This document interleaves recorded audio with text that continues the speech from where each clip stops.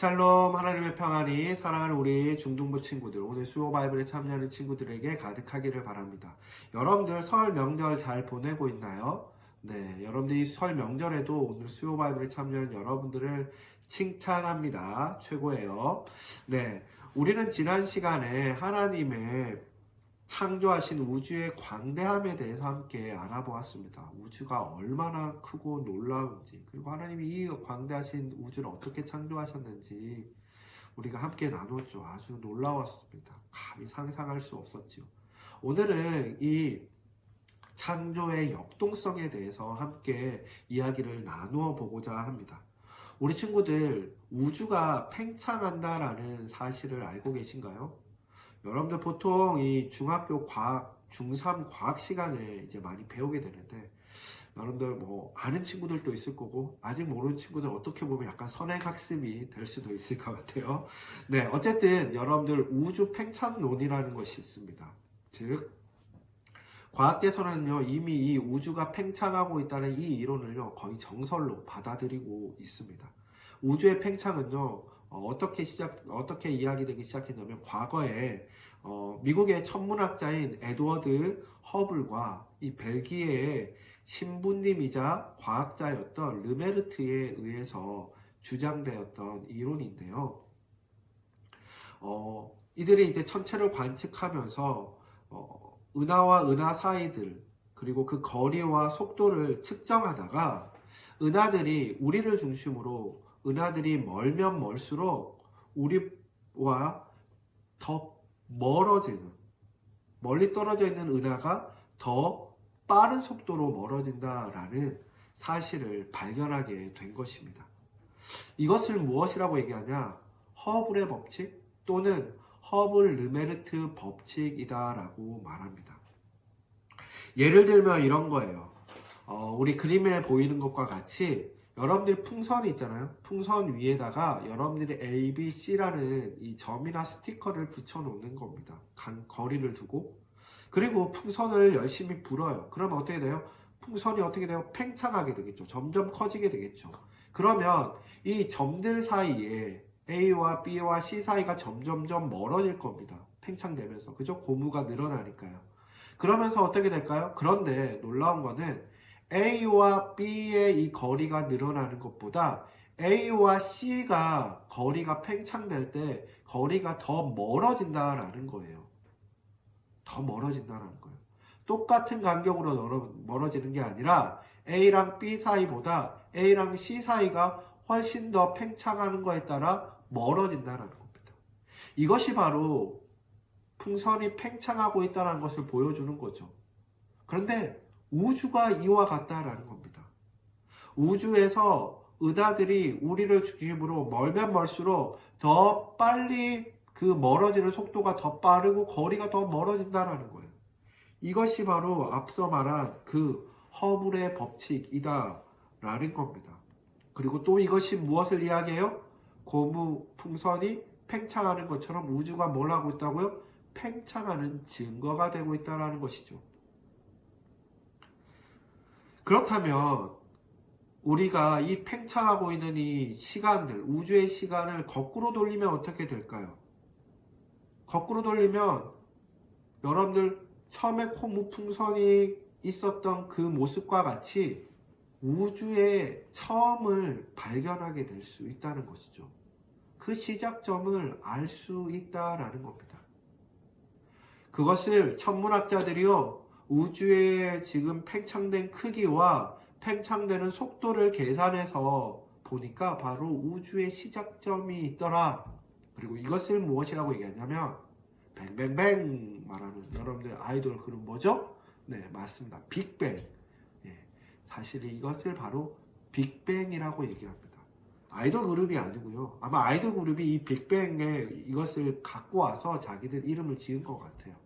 바로 이 시점, 우주의 시작점을 빅뱅이라고 합니다. 그래서 빅뱅 우주론, 또 다른 말로는 표준 우주론이다 라고 말합니다. 다시 정리하면 표준 우주론은 과거의 한 점에서 우주가 팽창하여 현재의 우주가 되었다라는 과학 이론입니다.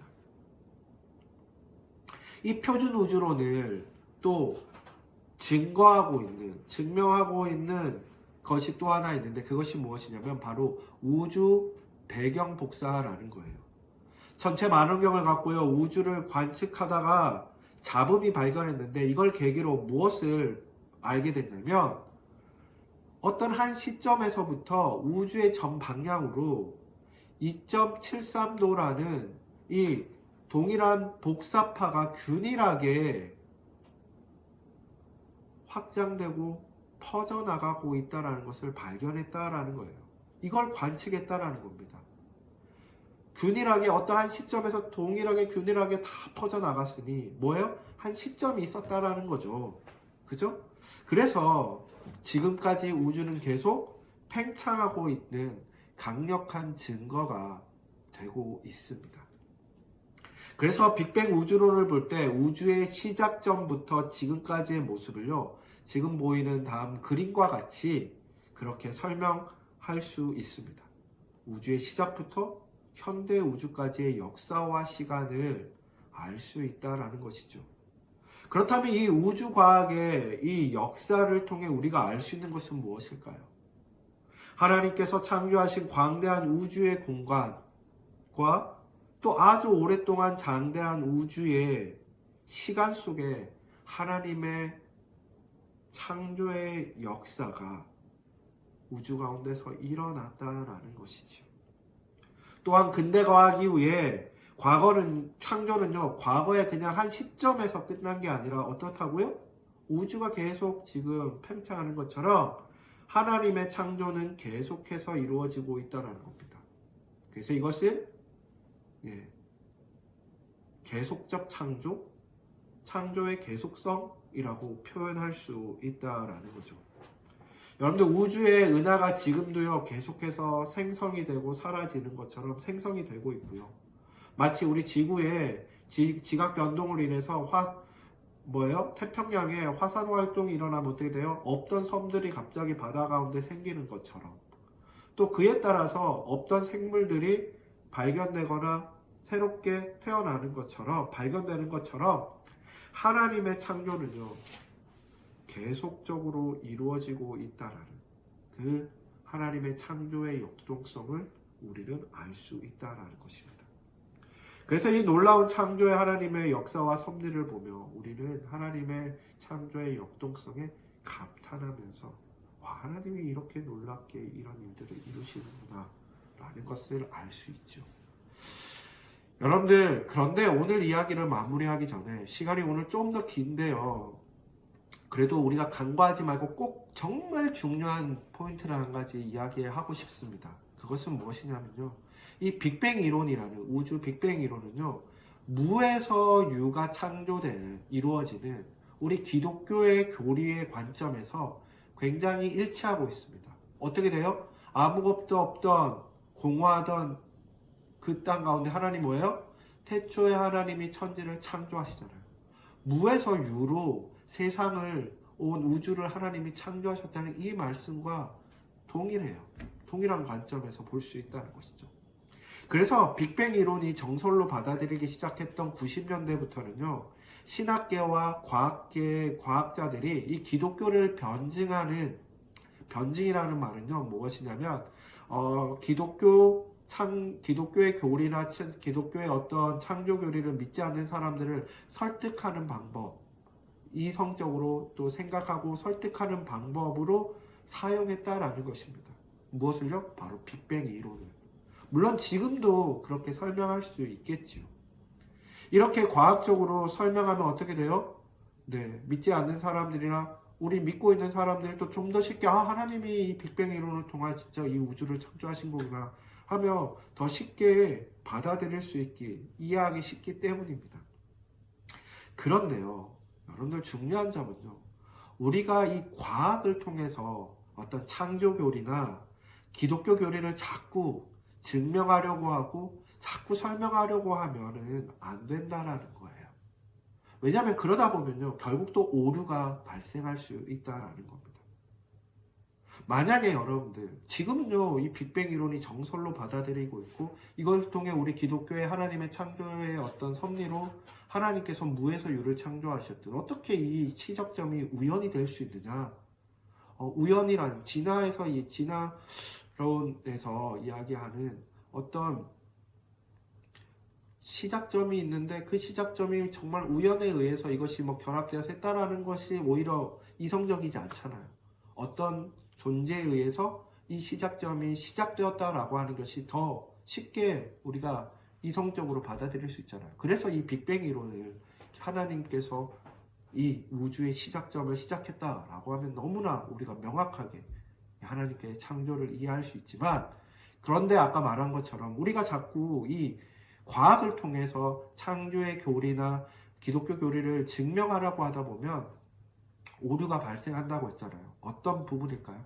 만약에 여러분들 100년 후에 이 빅뱅 이론에 대해서 뒤집히는 어떤 과학의 이론이 나오면 어떻게 될까요? 빅뱅 이론의 그 처음 시작이 우주가 그 시작점이 있었다고 찾았다라고 했던 그게 있는데 그 이전에 또 어떤 일들이 있었다는 것이 발견되고 그렇게 되면 어떻게 돼요? 기독교에서 교리에서 이걸 갖고 와서 주장하던 부분들이 거짓이 되는 것처럼 돼버리잖아요. 그러면 이상하게 되죠. 마치 이거를 좀 더 쉬운 예로 하면요. 우리 기독교와 우리 세계의 역사를 통해서 좀 더 설명하면 이래요. 여러분들 중세시대 때 생각하면 중세시대 때 사람들이 천체를 보면서 어떻게 생각하냐? 천동설 들어보셨습니까? 지구는 가만히 있는데 별과 해와 달들이 다 지구를 중심으로 돌아가고 있다라는 것. 이걸 뭐예요? 천동설을 주장했었죠. 그리고 이게요 수백에서 수천 년 동안 이것은 진리인 것처럼 받아들였습니다. 그런데 어떻게 됩니까? 코페르니쿠스와 또 그 이후에 갈릴레오에 의해서 어떻게 돼요? 아니야, 지구가 돌고 있는 거야. 지구가 공전하고 자전하는 거야. 태양을 중심으로 라고 하는 것을 주장했죠. 그때 중세시대만 하더라도 어떻게 됐을까요? 갈릴레오나 코페르니쿠스의 이 주장은요 무시가 됐고요. 때로는 박해를 받기도 했습니다. 그런데 지금은 어떻습니까? 지금 천동설을 믿는 사람들이 있나요? 없어요. 다 지동설인 것을 정설로 받아들이고 그것이 사실이라고 믿고 있습니다. 무슨 말이에요? 과거에 그것이 천동설이 진짜라고 믿고 때로는 기독교에서 그것을 주장하면서 이야기했던 것이 다 오류가 돼버린 거잖아요. 그럼 기독교가 잘못된 걸까요? 아니잖아요. 그죠? 그때 그거를 과학적으로 그렇게 접근해서 이해했던 부분들이 아닌 것을 그냥 깨닫게 된 부분이라는 겁니다. 이런 우를 범할 수 있기 때문에 여러분들 우리가 과학을 생각하고 접근하는 부분에서 우리가 무조건적인 아니면 신중할 필요가 있다는 거예요. 그렇다면 과학에서 이렇게 설명하는 부분들이 다 무의미하냐? 지금 목사님이 설명하고 있는 이 우주의 창조와 이런 것들이 무의미하냐? 그렇지는 않다라는 거예요. 그럼 무엇을 이야기하냐? 여러분들 이미 우리는 기독교 신앙을 받아들이고 하나님의 창조를 믿는 입장에서 우리가 이 빅뱅 이론을 이야기했을 때 아마 우리 친구들이 처음 느꼈던 그 감정일 겁니다. 무엇이에요? 그럼 정말 하나님이 무에서 유를 창조하신 것처럼 하나님이 빅뱅 이론 그 우주 시작점이 하나님이 만드신 거구나 라고 딱 이해하면서 어떻게 돼요? 하나님의 창조에 대해서 더 쉽게 이해하고 더 쉽게 믿음으로 받아들일 수 있죠. 그죠? 이와 같은 장점들이 있다라는 거예요. 이해가 됐습니까? 그러니까 믿음의 관점에서 신앙의 관점에서 과학을 바라보면서 과학의 진리가 하나님의 창조의 진리와 일치하구나 부합하구나 라고 볼 수 있다라는 겁니다. 목사님의 관점도 이와 같아요. 우리가 과학이나 어떤 사실이나 증거 이 땅에서 일어나는 부분들을 바라볼 때도 이와 같은 부분이 있습니다. 예를 하나 들게요. 무엇이냐면 목사님이 과거에 뉴스를 봤는데 어떤 게 있어요. 벌써 10여 년도 넘었어요. 과거에 노아의 방주가 발견됐다라고 하면서 전 세계에 기사화된 적이 있습니다. 북극인가 남극에서요. 북극이랑 남극은 추우니까 어떻게 되죠? 노아의 그 배가 얼어 있었다라는 식으로 그 일부가 얼어서 지금도 남아있다는 식으로 해서 하여튼 발견됐다고 해서 큰 이슈가 됐습니다. 근데 그 이후부터는 어떤 일들이 있었고 이게 진짜냐 가짜냐에 대한 막 논란들이 일어났습니다. 근데 여러분들 이게 진짜면 하나님을 믿는 거고, 이 노아의 방주에 그게 노아의 방주가 아니라 가짜다라고 하면 하나님을 믿지 않을 건가요? 그건 아니라는 것이죠. 여러분들, 하나님께서 성경 말씀을 통해 노아의 방주 사건을 우리에게 들려주는 것은 이게 어떤 조각이 남아있던 게 진짜 가짜가 아니라 하나님께서 이 노아의 방주 사건을 통해 우리에게 말씀해주고 싶은 뜻이 있었다는 거예요. 무엇이에요? 네. 우리가 그것을 믿음으로 받아들이고 그 안에서 하나님의 뜻을 발견하고 깨달아서 하나님의 말씀을 순종하며 하나님의 마음을 깨닫고 알아가고 살아가는 것. 그게 사실 이 노아의 방주 사건을 통해 하나님께서 우리에게 말씀해 주시고자 하는 핵심이잖아요. 세상 사람들이 악을 행하여 하나님이 심판하셨을 때 하나님께 순종하고 믿음으로 나갔던 사람들을 하나님이 구원하신다. 이 놀라운 구원의 사건의 이 핵심, 이게 이 노아 방주 사건의 핵심 내용이고, 하나님께서 그래서 더 믿음으로 온전히 하나님을 의지하고 살아가라는 것을 의미하는 거지, 노아의 방주의 어떤 일부가 이 땅 가운데 발견됐고 그것이 사실이냐 아니냐, 이게 우리의 믿음을 흔들거나 어렵게 하는 것이 아니라는 거예요. 만약 그렇게 발견된 그게 진짜라면 어떻게 돼요? 우리의 믿음 그냥 더 견고해지겠죠. 그게 그렇게 됐구나. 그래, 내가 믿고 있던 이게 맞지. 하나님 그렇게 발견될 수도 있지 라고 생각하겠죠. 반대로 그 노아의 방주의 어떤 조각이 이거 사람들이 조작한 거고 그냥 이슈화한 거야, 가짜다 라고 해서, 그래, 그럼 그 가짜일 수도 있지. 근데 그게 나의 신앙에 영향을 미칠까요? 아니죠. 하나님의 말씀이 진리인 것을 우리는 믿고 있는데 그게 증거되는 것이 큰 의미가 없다라는 겁니다. 여러분들, 왜 이 이야기를 하냐면요, 과학이라는 것이, 우리 이 시대에는 과학이 마치 모든 것의 진리이고 모든 것이 맞다라는 것이 생각하는 그런 착각을 하는데 그렇지 않다라는 거예요. 과학의 한계가 있다라는 겁니다. 그리고 과학이라는 것은 결국 뭐예요? 하나님을 인식하기 위한 하나의 도구이고 방법이지, 이것이 하나님의 존재에 대해 있고 없고를 함부로 판단하거나 이야기할 수 있는 부분이 아니라는 겁니다. 그래서 여러분들, 좀 어려웠을지 몰라요. 근데 우리 친구들 이걸 잘 이해하면요, 여러분들, 우리가 배우는 과학을 받아들이고 이해하고 하는 것과 우리가 믿음을 받아들이고 이해하는 부분에서 혼동하지 않을 수 있습니다. 여러분들, 그래서 우리 친구들 이걸 잘 정리했으면 좋겠어요. 안 되면 또 한번 보시면서 정리해도 좋겠고요. 또 그래도 궁금한 거 있으면 목사님한테 찾아와서 물어보시면 목사님 또 다시 잘 설명해 줄 수 있도록 하겠습니다. 어쨌든 그런 의미에서 여러분들, 오늘 좀 많이 길었어요. 네, 힘들었을 겁니다. 그래도 잘 따라온 친구들, 흥미를 갖고 잘 따라온 친구들은 아마 여러분들에게 굉장히 유익한 시간이 되었을 거라고 저는 믿습니다. 자, 그런 의미에서 우리 다음 시간에는요, 과학의 한계와 특성들에 대해서 또 하나씩 알아보도록 하겠습니다. 그럼 남은 시간 여러분 설명들 잘 보내시고 우리 다음 시간에 만나요. 안녕.